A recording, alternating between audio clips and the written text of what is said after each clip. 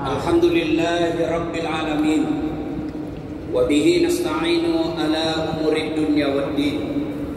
Ashhadu an la ilaha illallah wa ashhadu anna Muhammadan abduhu wa rasuluh. Allahumma salli ala Sayyidina Muhammad wa ala alihi wa sahbihi ajma'in. Amma ba'd. Faqad qala Allah subhanahu wa ta'ala fi kitabil karim. Bismillahirrahmanirrahim. Ya ayyuhalladzina amanu taqullaha haqqa tuqatih wa la tamutunna illa wa antum muslimun. Wahai orang-orang yang beriman, bertakwalah kalian kepada Allah dengan sebenar-benarnya takwa, dan janganlah kalian mati kecuali dalam keadaan beragama Islam. Ayat ini hampir Jumat-Jumat kita dengar, seolah-olah Allah ingin menyampaikan kepada kita, wahai Nas'ad, kamu mengaku beriman kepadaku, kamu mengaku umat Islam, tapi belum tentu kau mati dalam keadaan beragama Islam. Insya Allah kita tidak akan mati dalam keadaan berjudi. Insya Allah kita tidak akan mati dalam keadaan ngerampok. Insya Allah kita tidak akan mati dalam keadaan minum khamar. Insya Allah kita tidak akan mati dalam keadaan lagi mabuk-mabukan. Tapi yang bisa membuat kita mati kafir, hubbi aklil haram, suka memakan makanan haram. Dan biasanya itu terjadi dekat-dekat pilkada, pilpres, pilcaleg.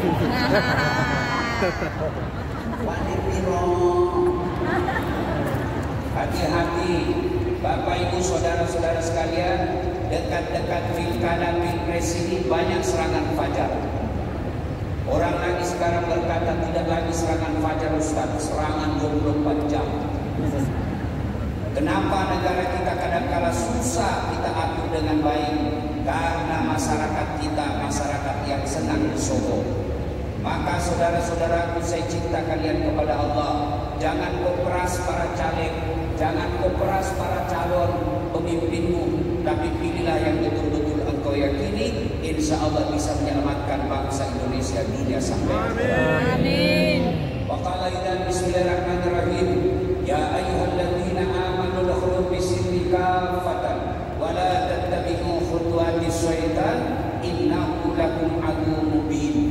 Wahai orang-orang yang beriman, masuklah engkau ke dalam Islam secara sempurna, bukan Islam pencitraan, bukan Islam pilkada, pilcaleg, pilpres. Di politisi kalau dekat-dekat dicoblos, oh penampilannya kala-kala Ustaz. Keluar masuk masjid, bagi-bagi kartu nama, pilih saya, sama-sama kita orang Bugis. Begitu terpilih dia ganti nomor HP-nya. Jangan Islam seperti itu. Islamlah secara benar, dan janganlah engkau ikuti langkah-langkah setan, karena sesungguhnya setan itu musuh yang nyata bagi kalian. Musuh kalian bukan polisi. Oh ibu, jangan kau musuhi polisi. Ya, Bapak Ibu pernah bayangkan bagaimana seandainya tidak ada polisi di dunia ini? Bagaimana seandainya tidak ada polisi di Indonesia? Mobilmu hilang, motormu dirampok, rumahmu dijarah, siapa kau cari? Siapa kau cari? Penghafal Quran, udah ketemu motormu. Siapa kau cari? Polisi. Makanya jangan musuh polisi. Polisi juga jangan musuh ulama. Ya, betul. Kenapa? Kalau kau mati ke polisi, siapa tungkus kau? Maka yang baik, polisi lindungi rakyat, rakyat cintai polisi. Kau melanggar, kau dah lihat ragu-ragu. Saya lihat Pak, kenapa kau langgar? Saya tidak lihat apa. Itu polisi Filipina, bukan polisi Indonesia. Ya ibu bapak saudara-saudara sekalian, dan janganlah engkau ikuti langkah-langkah setan, karena sesungguhnya setan itu musuh yang nyata bagi kalian. Dan ternyata di Masjid Istiqlal ini saat saya ceramah, banyak setan berkeliaran. Setannya bukan pocong, tapi apa setan yang ada di tengah-tengah kita bentuknya handphone. Ditembak. Setan itu supaya kau tidak dengar ceramah. Orang sudah ceramah masuk ke sumur. Setan. Maka ibu simpan handphonemu. Simpan. Ibu-ibu yang pegang handphone selama saya ceramah, saya doakan suamimu kawin lagi.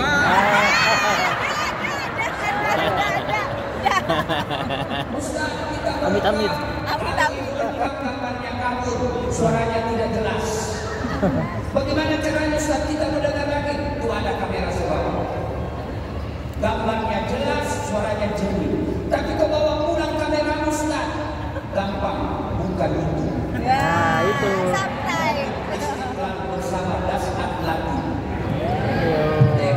Sudah kupece Ustaz, tidak ada terbuka. Aku yakin tidak ada kotamu. Ya, simpan HP, simpan. Bisa? Alhamdulillah. Wa qala idza bismillahirrahmanirrahim. Innallaha wa malaikatahu yusalluna 'alan nabi. Ya ayyuhalladzina amanu sallu 'alaihi wa sallimu taslima. Sesungguhnya Allah dan para malaikatnya bersalawat kepada Rasulullah Muhammad sallallahu alaihi wasallam. Maka wahai orang-orang yang beriman, bersalawatlah kalian kepada Rasulullah dengan sebaik-baik salawat. Sebaik-baik salawat. Maka tidaklah berakhlak bersalawat sambil merokok. Tidaklah berakhlak bersalawat sambil makan. Maka bersalawatlah kalian kepada Nabi dengan sebaik-baik salawat. Ibu-ibu saya mau tanya, pernah lihat hujan? Sering. Ada yang bisa hitung air hujan? Kenapa? Biar banyak, kalau jatuh satu-satu saya bisa hitung. Tapi ini jumlahnya banyak, jatuhnya bareng-bareng dan laju. Mana bisa kita hitung? Tapi kata Nabi, ketahuilah, ada yang amal, perbuatan, tingkah laku, apabila kau lakukan, lebih banyak pahalanya daripada jumlah air hujan. Apa gerangan? Kata Nabi, ketika umatku berkumpul di satu tempat, lalu mereka bersalawat bareng-bareng kepadaku, aku tidak bisa menghitung betapa banyak Allah turunkan pahala di tempat itu. Maka kalau kumpul seperti ini, bersalawatlah kepada Rasulullah, karena Allah turunkan pahala lebih banyak daripada air hujan. Maka saya mau ajak bersalawat. Bisa? Bisa. Bisa? Bisa. Nah, saya mau dengar dulu suaranya, kita tanding. Mana lebih kencang suaranya ibu-ibu dengan bapak-bapak? Bisa? Ayo. Merasa jenis kelamin laki-laki. Kita dengar dulu ini emak-emak ini.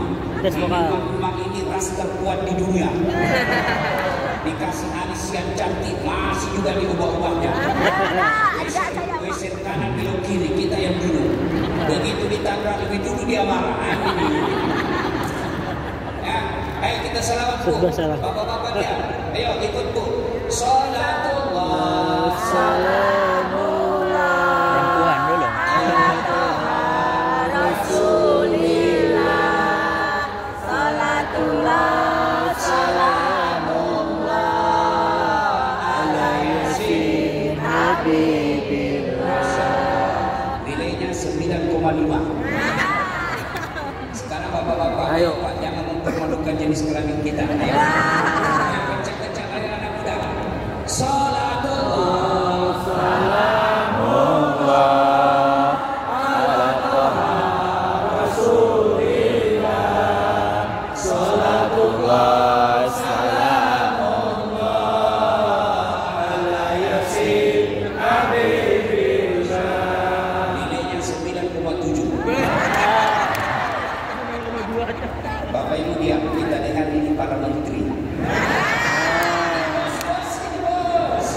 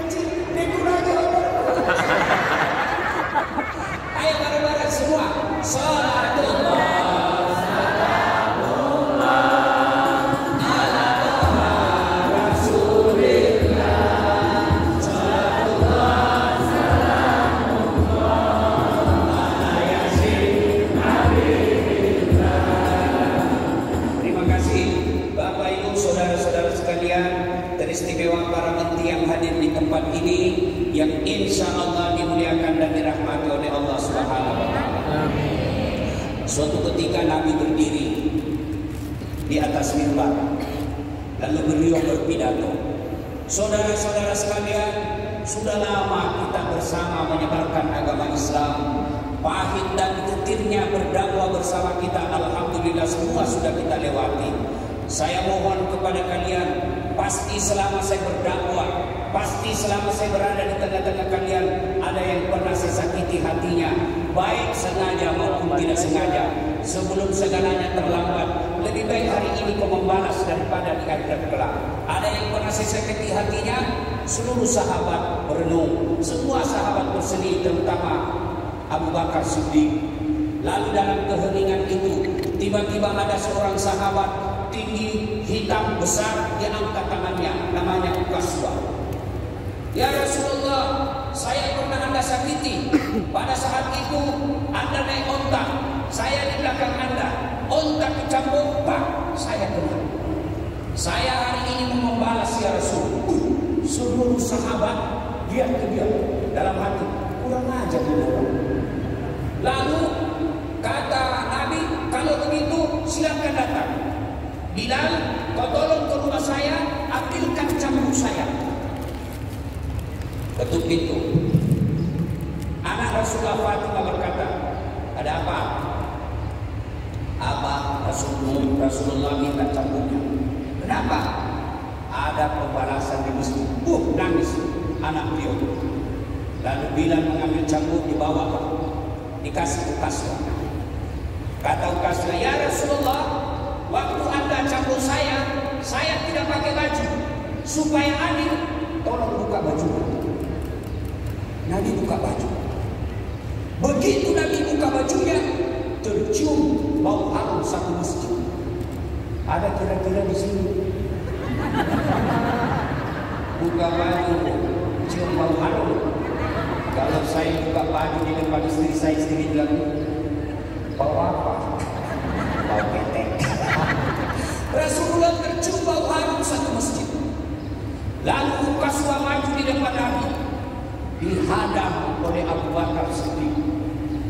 Wahai Ukaswa, kalau kau ingin cambuk badan saya selalu bersama Rasulullah.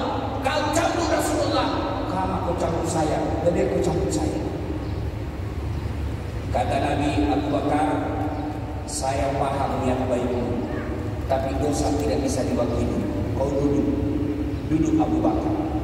Dekat dengan badan Nabi berdiri Umar bin Khattab. Ya Ukaswa, kalau kau mau cambuk badan Nabi, cambuk saya. Kau pilih mana tempat yang kau paling senang. Kau jangan mencambuk Rasulullah. Kata Nabi, Umar, saya paham cintamu kepadaku, tapi dosa tidak bisa diwakili. Kau duduk Umar bin Khattab. Dekat lagi dihadang sama Ali bin Abi Thalib. Ya Ukaswa, kalau kau ingin cambuk saya dalam darah dagingku sama dengan darahnya Rasulullah, saya keluarga Nabi. Kata Nabi, Ali, saya paham cintamu kepadaku, tapi dosaku tidak bisa kupikul. Kau duduk Ali bin Abi Thalib. Maju cucu Rasulullah, kau mau cambuk kakek saya kau cambuk, sama kau sakiti Muhammad. Kata Nabi, cucuku, kau duduk, kau tidak bisa mewakili dosaku. Dekatlah. Lalu Ukaswa berkata, ya Rasulullah, buka bajumu. Dia buka bajunya. Kata Nabi, cepat kau laksanakan, nanti Allah murka kepadamu. Dekat Ukaswa. Begitu dekat, dia buang cambuknya, dia peluk badan Nabi sambil dia cium dadanya. Ya Rasulullah, maafkan saya, itu tadi cerita saya cuma karang, tidak pernah terjadi. Kenapa kau begitu? Dia menangis. Ya Rasulullah, ingin sekali rasanya badanku yang hina ini, kulitku yang hina ini menyentuh kulitmu yang mulia. Karena kalaupun saya nanti masuk surga, pasti kelas kita berbeda. Ingin rasanya kulitku yang hina ini menyentuh kulitmu yang mulia. Nabi lalu bersabda, saudara-saudara sekalian, kalau engkau ingin melihat sahabatmu nanti di akhirat, inilah dia kena cintanya kepada Rasulullah. Ini dia, kau contohnya. Maka saudaraku, saya cinta kalian karena Allah. Kalau ingin bersama Rasulullah di akhirat kelak, cintai Rasulullah. Tentu tidak lagi kita bisa memeluk Nabi. Kenapa? Nabi sudah tidak di tengah-tengah kita. Maka Nabi selesai itu pulang. tepat hari Senin 12 tanggalnya, bulannya Rabiul Awal. Subhanallah. Sama hari lahirnya hari Senin, sama tanggal lahirnya 12, sama bulannya Rabiul Awal tahun ke-11 Hijriah. Di aras Allah menyampaikan kepada malaikat Jibril, malaikat Jibril, kau turun jemput kekasihku Muhammad, ambil kau temani kamu 4 malaikat, Mikail, Israil, Israfil, kau turun ke dunia, jemput rohnya Muhammad dengan catatan sebelum kau cabut nyawanya, tanya dulu dia mau apa enggak. Turun 4 malaikat. Langit ke-7 masih berempat, langit ke-6 masih berempat, langit ke-5 masih berempat, sampai di langit pertama.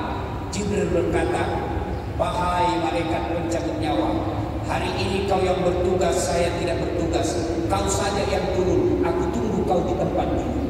Kata malaikat pencabut nyawa, bagaimana ceritanya Jibril? Selama ini kamu yang selalu bersamanya, selama ini kau yang selalu menjumpainya, kenapa kau tidak mau turun? Temani saya. Kata Jibril, saya tidak tega melihat engkau mencabut nyawanya. Kau saja yang turun. Turunlah malaikat pencabut nyawa, ketuk pintu. Assalamualaikum warahmatullahi wabarakatuh ya Rasulullah. Ini salamnya umat Islam. Assalamualaikum warahmatullahi wabarakatuh. Hikmah maulid pertama, kalau kalian cinta kepada Rasulullah, ucapkan salam dengan sempurna. Jangan seperti mahasiswa sedikit mas. Saya mau masuk kelas, dia bilang, Pak Ustaz, assalamualaikum. Assalamualaikum. Ada juga dia bilang, aswabar. Apa aswabar? Assalamualaikum warahmatullahi wabarakatuh. Saudaraku, kalau cinta kepada Nabi, mulai sekarang kalian ketemu sesama muslim. Assalamualaikum warahmatullahi wabarakatuh. Ada berikutnya dicontohkan oleh Nabi, jabat tangannya. Dan Rasulullah kalau jabat tangan dengan sahabat, tidak pernah beliau dulu lepas tangannya, tapi dia tunggu sahabat lepas tangan dan baru dilepas. Dan apalagi ada Rasulullah, kalau dia berjabat tangan, dia pandang matanya orang. Dan apalagi ada Rasulullah, dia tersenyum dan assalamualaikum warahmatullahi wabarakatuh. Apa umat kita sekarang, umat Islam? Salam dan lihat kita Pak. Dia pegang dulu. Ya. Kau di mana ini? Padahal sarjana itu. Padahal doktor. Ya. Tidak begitu akhlak Rasulullah. Akhlak Rasulullah, beliau jabat tangannya, dia senyum, pandang matanya. Coba ibu praktekkan. Datang suamimu, assalamualaikum, kakandaku Arjuna. Kok ketawa sih? Disambut oleh suaminya, waalaikumsalam, adindaku Srikandi. Suami berkata, kata betul abang hari ini. Kata suami pergi saya jadi kemarin. Sudah ya? Sudah. Lalu Rasulullah didatangi oleh malaikat pencabut nyawa. Ya Muhammad, hari ini saya diperintah mencabut nyawamu kalau kau mau. Bagaimana kalau pasangan ditanya seperti itu? Saya tahu jawabannya. Sandiaga Uno, hari ini saya diperintah cabut nyawamu. Bagaimana menurutmu? Tunggu dulu, kita belum jadi wapres ini.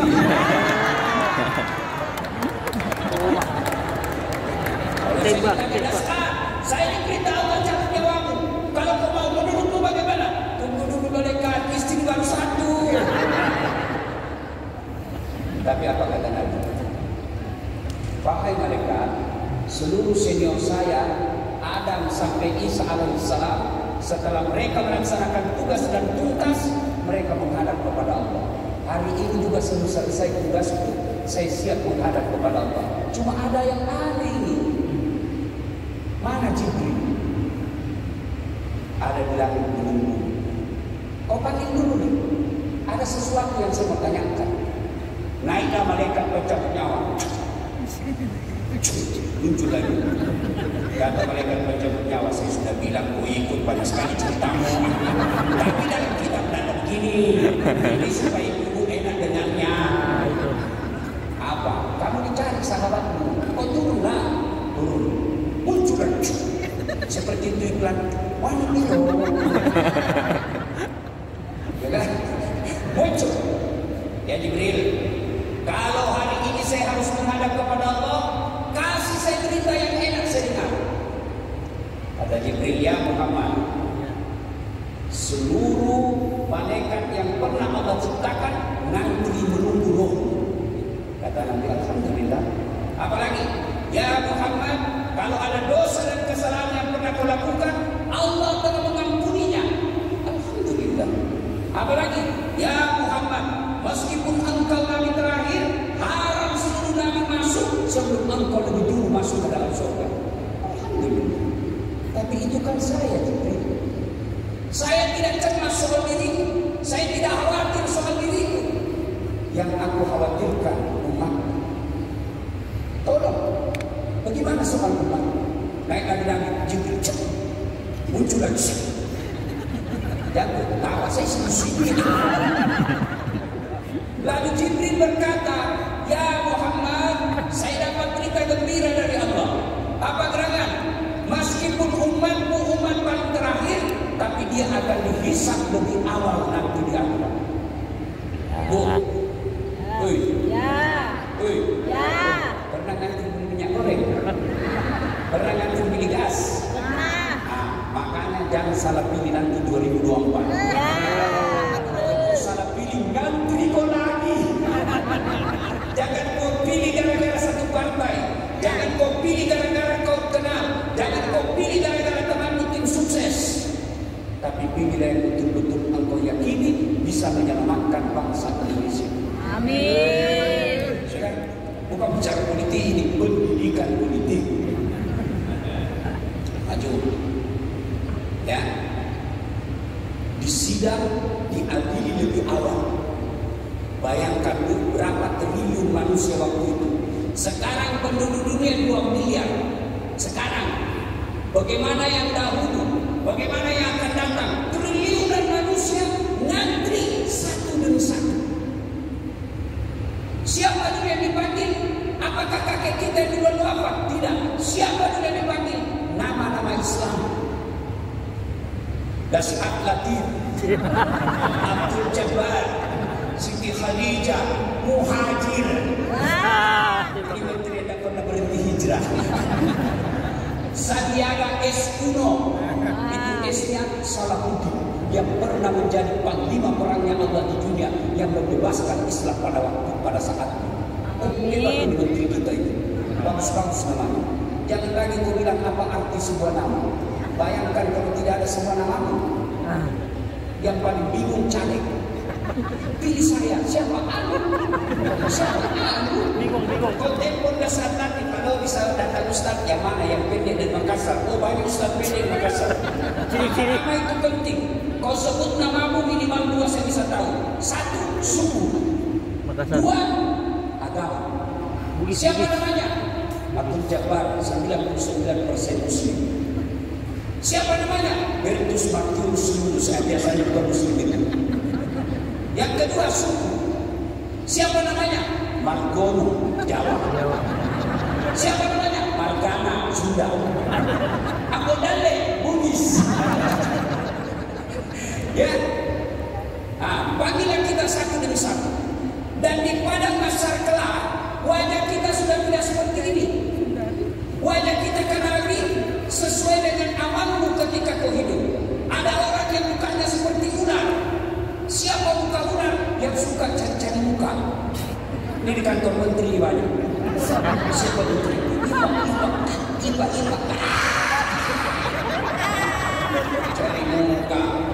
Kau sudah Allah angkat derajatmu dengan sebaik-baiknya. Diciptakan dengan manusia, makhluk termulia. Masa kau rendahkan derajatmu? Ada lagi nanti yang mukanya seperti kuda. Siapa muka kuda? Yang suka mendahului imam ketika berjamaah. Ada biasa anak muda. Imam ruku dia sudah naik, dia sudah naik. Ditanya, kenapa kau terlalu cepat? Itu Pak Imam sudah tua, sudah lobet Ustaz. Macam-macam. Ada lagi nanti yang muka anjing. Siapa muka anjing? Yang suka disogok dan memogok. Ini biasanya kalau kerja negeri, dia mau nyogok masuk. Nyogok sampai 500 juta, sampai pensiun kau tidak bisa kembalikan itu uangmu. Apa hebatnya itu pegawai negeri? Mana ada pegawai negeri tidak ada utang yang dikoperasi? Kenapa kata Ustaz? Saya tahu karena saya pegawai negeri. Sama aja. Dengan teman saya, berapa gajimu sudah saat? 9 koma. Oh tentu, artinya karena 9 sudah koma. Pegawai negeri itu saya tahu lagunya. Berakit-rakit dahulu, Asik. berenang-renang ke tepian, sakit-sakit dahulu, susah-susah dahulu, lalu kemudian Mantap. tetap susah. Diri.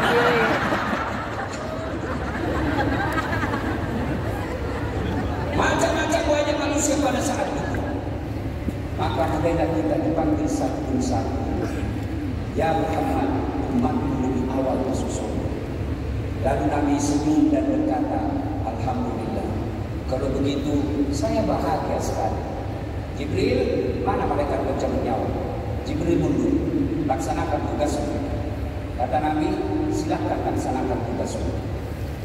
Malaikat pencabut nyawa mulai mengeksekusi Nabi. Keluar roh Nabi dari telapak kakinya, sampai ke betis, sampai ke paha. Dingin telapak kaki beliau, naik ke perutnya, sampai ke dada, menggigil Nabi, sampai ke tenggorokan, keluar cucuran air keringat Nabi di pelipisnya. Jibril berpaling, lalu Nabi berkata, Ya Jibril, kenapa kau pelitkan wajahku? Apa kau jijik dengan melihat saya? Apa kau tidak sedang lihat wajahku kali ini? Kata Jibril, demi Allah ya Muhammad, saya tidak jijik melihat wajahmu. Saya tidak tega melihat engkau menghadapi sakaratul maut. Maka tinggalkanlah roh Nabi ke kerongkongan, naik sampai ke bibir beliau, dan beliau ucapkan 3 perkara. Jaga sholat kalian, jaga perempuan kalian, dan yang terakhir, siapa yang disebutkan? Tidak ada satupun nama keluarga beliau sebut. Beliau tidak katakan Khadijah, Khadijah. Beliau tidak katakan Aisyah, Aisyah. Beliau tidak katakan Hasan, Husain. Tidak ada. Tidak satupun yang disebut keluarga beliau. Tapi siapa yang disebut nama beliau? Ketika ujung akhir hayat beliau, siapa nama yang disebut? Bukan keluarganya, tapi akan disebut ummati, ummati, ummati. Umatku, umatku, umatku. Bersedihlah seluruh orang Madinah pada saat itu. Sampai Umar bin Khattab mendengar berita.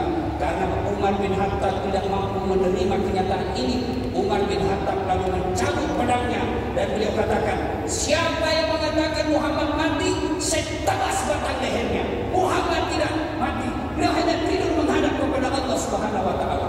Marah Umar. Tampil Abu Bakar Siddiq, lalu beliau berkata menyampaikan firman Allah, siapa yang beriman kepada Muhammad, Muhammad telah wafat. Tapi siapa yang beriman kepada Allah, Allah tidak akan pernah mati, hidup selama-lamanya. Apakah setelah Muhammad wafat kalian akan menjadi kembali ke agama nenek kalian? Umar bin Khattab mendengar ini langsung lunglai jatuh, tidak bisa menerima kenyataan Muhammad telah wafat. Nah, ibu bapak saudara-saudara sekalian, 2 kisah. Sebenarnya banyak kisah kecintaan Nabi kepada kita, tapi waktu yang terbatas. Kalau kita cinta kepada Nabi, 1 kata Nabi, perbanyaklah mengamalkan sunnah-sunnah. Amalkan sunnah sesuai kemampuan kita. Yang saudara-saudara yang mau memelihara jenggot silahkan, tapi jangan kau tuduh orang yang tidak pakai jenggot tidak sunnah. Itu kan sempat ribut di medsos. Ini ustaz sunnah, ini ustaz tidak sunnah. Saya masuk dalam ustaz tidak sunnah. Ribut lagi di Facebook saya. Kau dah selalu cerita-cerita sunnah, lalu kau tidak sunnah. Saya bilang, kenapa kau tuduh saya tidak sunnah? Buktinya kau tidak pelihara jenggot. Oh dia apa kalau tidak mau tumbuh? Saya kasih minyak kotor tanpa tidur. Silakan, saudara yang mau memelihara jenggot silakan. Kalian yang tidak mau memelihara jenggot silakan. Jangan pula kau tuduh orang yang pakai jenggot seperti kambing. Itu sunnah. Kalian mau pakai celana cingkrang silakan, tapi jangan kau tuduh orang yang tidak cingkrang celananya tidak sunnah. Silakan amalkan. Kalian yang rajin Senin Kamis silakan. Bapak-bapak yang berani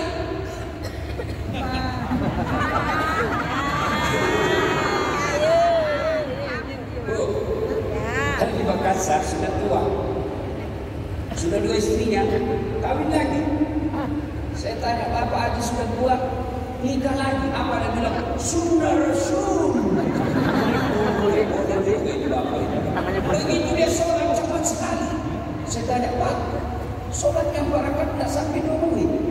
Nabi kalau sholat sampai bangga betisnya. Apa kata dia? Itu kan Nabi. Saya bukan Nabi, Ustaz. Istri Nabi sunnah Rasul. Semangat. Bu, bapak-bapak yang tidak berani poligami dan tidak mampu, tenang. Allah sediakan kalian bidadari 7 Pak. Ada ibu di Makassar setelah dengar ceramah saya, dia bilang, Ustaz, apa betul nanti suamiku juga dapat bidadari 7? Saya bilang itu jadi. Oh iya kau Ustaz, iya. Bolehkah saya berdoa? Ibu mau berdoa apa? Ya Allah, janganlah engkau berikan suamiku bidadari di akhirat. Cukuplah aku bidadarinya dunia sampai akhirat. Saya bilang betul-betul kau ibu kau sudah siksa suamimu di dunia.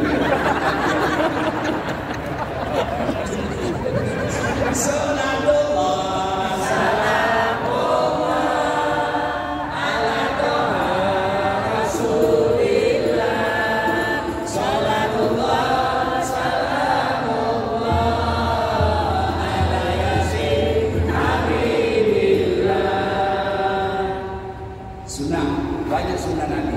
Tapi ibu-ibu pertama yang sangat selalu saya anjurkan, sholat duha. Ada enggak di sini yang punya tanah 100 hektar? Mungkin Pak Uno ada. Enggak ada lagi. Makanya saya kalau ada Pak beliau, saya enggak mau dekat-dekat. Kenapa? Tambah hancur saya, Pak. Enggak, kamu udah kaya lagi. Saya sudah jelek pendek. Untuk Allah tidak menilai kita dari kecantikan dan kegagahan kita. Ibu-ibu, mau nggak punya harta? Mau punya dunia? Senjatanya mintalah dalam sholat duha. Amin. Maka alangkah bahagianya kita seorang suami pergi cari nafkah, jadi sopir, jadi grab, jadi pegawai, istri di rumah, sholat duha. Selesai dia sholat duha, dia berdoa kepada Allah, ya Allah, Engkau yang menentukan rezeki suami saya. Jika rezekinya masih di atas langit, turunkan. Jika masih dalam tanah, munculkan. Jika masih jauh, dekatkan. Jika masih sedikit, cukupkan. Dan yang lebih penting, ya Allah, berkahkan. Amin ya rabbal alamin. Ada yang tanya, Ustaz, kenapa orang kalau berdoa selesai begini, Ustaz? Itu variasi. Lalu kenapa doanya lebih nyambung? Masa itu berdoa amin ya rabbal alamin.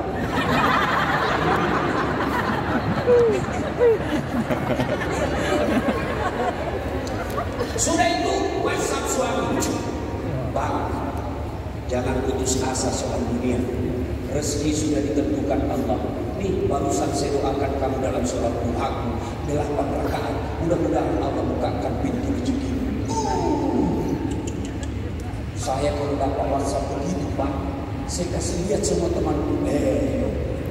Istriku. Pada WhatsApp suamimu begitu? Paling WhatsApp, jangan lupa singgah beli gas. Masih bagus kalau gas. Saya pernah di WhatsApp istri saya malam-malam, Ustaz habis membalut. Aduh, mati saya. Singgahlah saya, karena habis takziah malam kan. Saya berdoa mudah-mudahan ada kenal saya, mudah-mudahan ada kenal saya. Begitu saya bayar dikasih, ada majelis taklim datang nih, Ustaz beli kembali. Mana saya yang hamil. Coba Bapak Ibu saudara-saudara sekalian, sholat duha. Adik-adikku sekalian, kalau kalian mau dapat dunia kecil buat Allah, kasih kau apa yang kau mau. Dunia ini milik Allah. Saya kenal Pak Sandiaga, datang ke Jakarta. Pak Menteri, saya lagi di Jakarta ini. Saya mau keliling-keliling lihat ibu kota negara, tapi tidak ada mobilku, kasihan. Kata Pak Menteri, waduh, saya lagi di Jepang ini Ustaz. Tapi tenang, gampang itu. Dia telepon ajudan. Ajudan, siap Pak Menteri. Itu ada Ustaz Dasar di bandara. Kau bawakan mobil full tangki, jangan lupa kasih pembeli oleh-oleh. 30 menit kemudian datang ajudan. Siap Ustaz. Ini ada kiriman mobil dari Pak Menteri, ini ada pembeli oleh-oleh. Selesai masalah saya soal mobil. Kenapa? Saya akrab sama yang punya mobil. Sebaliknya, ibu tidak pernah ketemu, tidak pernah tahu, tidak pernah dengar nama, tidak kenal. Pak Menteri, saya ada di Jakarta, boleh pinjam mobilnya Pak Menteri? Siapa di telepon Pak Menteri? Siapa?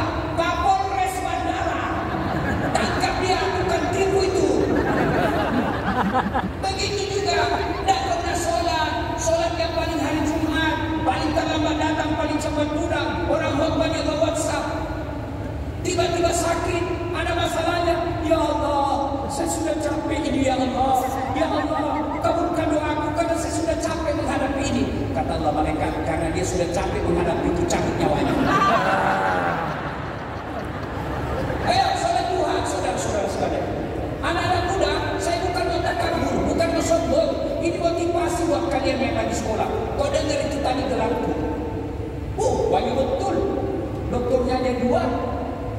Doktor dalam negeri, doktor luar negeri. Bersamaan waktunya, disiplin ilmu yang berbeda. Itu sangat sulit bagi orang, tapi tidak ada yang sulit bagi Allah kalau Allah menolong. Allah menolong. Sholat Tuhan. Dulu waktu saya SMA, begitu bunyi bel, orang pada lari ke kantin. Saya masuk ke musola. Sholat rakaat 2 rakaat. Saya sholat Tuhan. Sudah sholat Tuhan, saya mohon kepada Allah. Ya Allah, bukakan pintu hati saya. Berikan saya kemudahan dalam berpikir, kemudahan dalam menerima pengetahuan, lalu jadikan pengetahuan itu bermanfaat buat orang lain, terutama untuk orang tua. Selesai. Berdoa tidak harus bahasa Arab. Berdoa tidak harus seperti yang ada dalam Quran. Kata Nabi, berdoalah engkau seperti bahasa sehari-harimu. Halo Ibu? Bu? Ibu? Mau saya ajarkan doa memudahkan rezeki? Ayo ikut sama-sama. Bismillahirrahmanirrahim. Bismillahirrahmanirrahim. Allahumma barik lana. Allahumma barik lana. Bima razaqtana. Doa makan itu. Itu karena kalau tidak tahu arti doa, maka berdoa tidak harus bahasa Arab. Berdoa pakai bahasa ini. Bahkan berdoa boleh pakai bahasa dalam hati.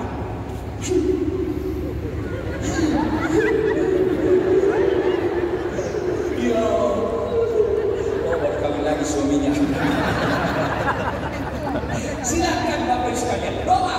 Adanya sekalian yang mengejar dunia. Kalau kau kejar dunia capek, tapi kau kejar yang punya dunia. Dunia kau dapat pahala di sisi. Sholat duha. Ustaz, bagaimana caranya sholat duha? Sama sholat sunnah yang lain. Bedanya niat dan waktunya. Kalau tahajud malam hari, syaratnya harus sudah tidur. Berapa rakaat? 2 rakaat sampai 8. Kalau duha waktunya pagi hari, jam berapa? Kira-kira jam 7 sampai 9 duhur. Berapa rakaat? 2 sampai 8. Boleh 2, boleh 4, bagus, 6, spesial, 8, istimewa. Tapi saya tidak tahu niatnya Ustaz. Niat tidak harus diucapkan. Dalam hati pun boleh. Ibu baru duduk, itu sudah niat. Coba kalau Bapak Ibu pergi ke tanah suci, lihat orang-orang di masjid jalan-jalan langsung takbir. Ya toh, ada kita kan lama dulu Pak.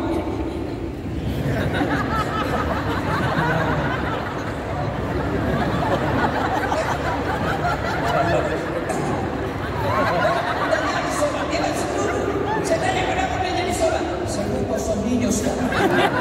Sholat tidak harus kau ucapkan, boleh dalam hati. Ibu mau sholat duha, sholat sunat duha, kata ini lillahi ta'ala, Allahu Akbar. Dan tahu bahasa Arab, bahasa Indonesia. Saya lihat sholat duha 2 rakaat sunnah hukumnya bagi saya lillahi ta'ala, Allahu Akbar.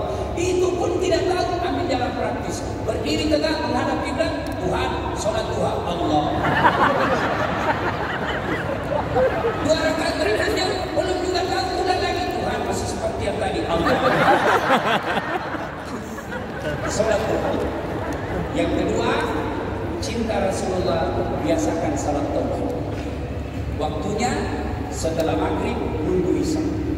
Salat taubat 2 rakaat. Terutama ibu-ibu ini yang sudah buka sakaratul maut. Salat taubat ya. Karena saya sudah dikode waktunya katanya sudah habis. Dan insya Allah lain waktu dan kesempatan kita akan mari cintai Rasulullah dengan melaksanakan sunnah-sunnah beliau sesuai dengan kemampuan dan kesanggupan kita. Kalaupun ada yang tidak sependapat dengan kita, kita hormati, kita muliakan. Termasuk ketika menjelang pilpres ini, kalian tidak sependapat dalam satu rumah sekalipun hukum. Boleh berbeda pilihan, tapi jangan berpecah belah. Boleh berbeda calon, tapi jangan saling menghina. Apalagi menyebarkan fitnah dan hoax di medsos. Karena akibatnya kalian bisa berhadapan dengan aparat hukum karena menyebarkan fitnah dan hina. Ibu bapak saudara-saudara sekalian, laqad kana lakum fi Rasulillahi uswatun hasanah. Pada diri Rasulullah sallallahu alaihi wasallam telah Allah utus beliau sebagai uswah, contoh keteladanan buat kita. Karena apa yang mampu Rasulullah lakukan, karena beliau juga manusia biasa, pasti mampu kita lakukan. Silakan lakukan sunnah sesuai dengan kemampuan dan kesanggupan kita. Mudah-mudahan kehadiran kita di sini adalah wujud kecintaan kepada Rasulullah, sehingga nanti di akhirat kita bersama Rasulullah minum di telaga Al-Kautsar. Banyak hal yang kita mau sampaikan, waktu yang terbatas, maka inilah saja tausiah kita. Mudah-mudahan ada manfaat. Mohon maaf sebesar-besar maaf, saya tidak bisa sampai akhir karena penerbangan saya harus segera ke Balikpapan. Terima kasih. Usikum wa nafsi bitaqwallah. Assalamualaikum warahmatullahi wabarakatuh. Waalaikumsalam warahmatullahi wabarakatuh. Banyak kita masih mempersiapkan diri lagi untuk mengikuti penyampaian dari